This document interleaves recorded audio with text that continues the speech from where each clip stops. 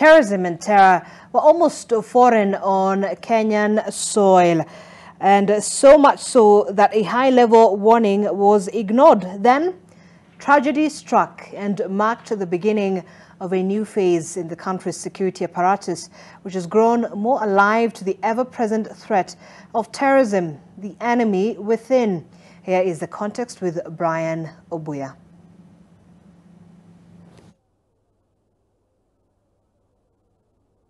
In 2016, 18 years after the horrific attack on the U.S. Embassy, details began to emerge on how the United States of America had downplayed intelligence about the impending attack.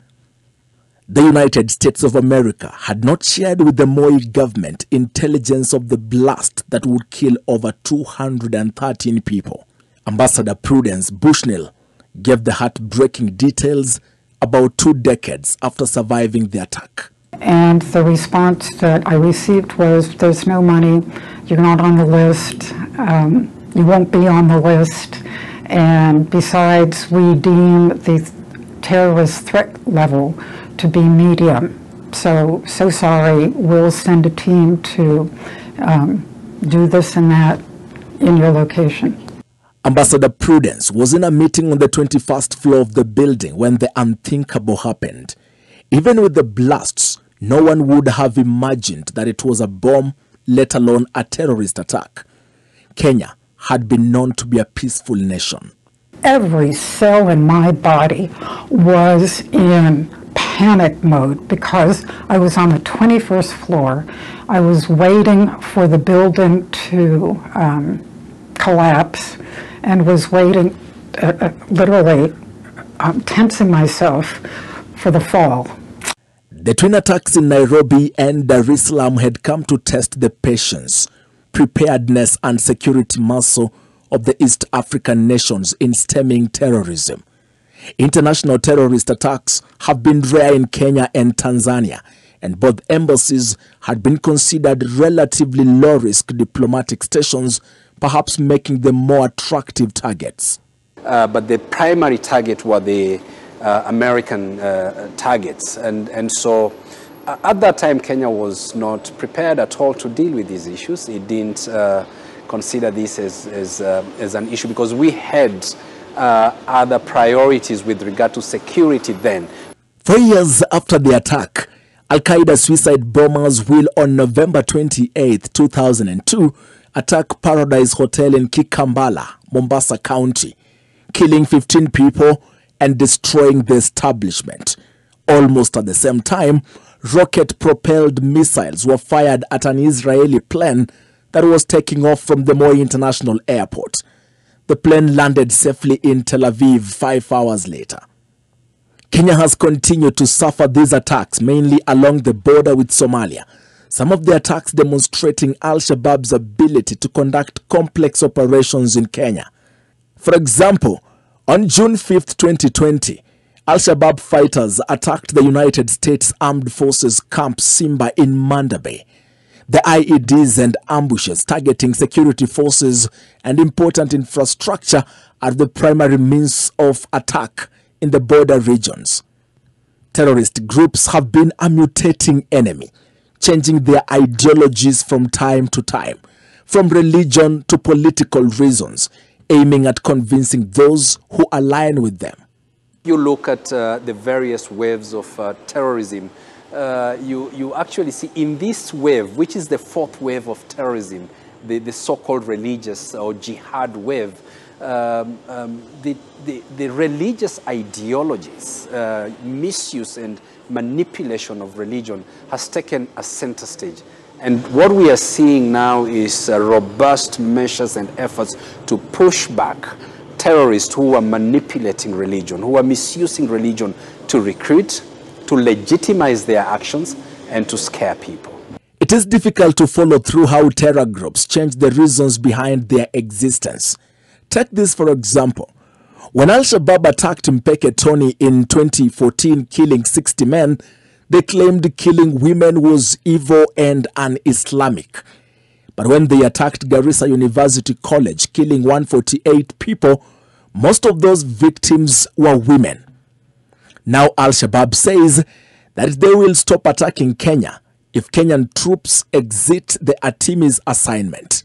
They started attacking Kenya way before KDF went in there to try and address the problem. And there are many lies that come with these groups. Remember, they also have their own communication strategies to try and confuse the situation. You know, they come here and try and target Christians and tell Muslims, here we are targeting Christians because you're being marginalized. But in Somalia, they are killing Muslims. But then there is the ever-evolving problem, the problem of recruitment. The terror organizations have changed their means of attracting new fighters, taking the battle for support online. Those grievances come from that idea of identifying those trending topics within that space of ideology to be able to push them to young Kenyans and say that the reason why this is not happening is because the people you need to be attacking are the ones who are causing you to have this misfortune. Well, in actual fact, the world has gone through COVID, financial issues and all of that, so it's not really about one entity, so to speak. Now, in terms of the methodology, in 1998, there was no interest in actually recruiting a Kenyan because the targets were being targeted by the bigger organizations or terror organizations against the bigger states, so that you did not need to recruit a Kenyan. But now, it seems like Kenyans are now being put into it by radicalizers because they know they need the manpower to either have skirmishes on the ground, to attack soft targets, to attack places which are not government installations. And that's why you're seeing that there's now a push to actually radicalize young people in normal communities. That never used to be there. Through the National Counter-Terrorism Center, which was not available for comment in this production, the country has established county action plans for countering violent extremism in the 47 counties in helping the implementation of the national strategy to counter violent extremism, where police participate in community engagement trainings and early warning and response programs.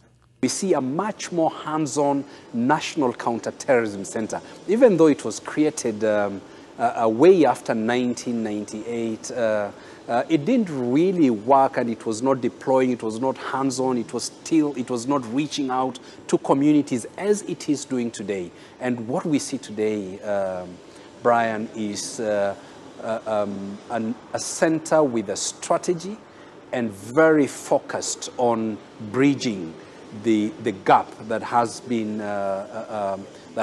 missing for a very long time. In most of the attacks, Kenyan security forces have been the principal targets, non-local teachers and professionals too. Key infrastructure has also been targeted.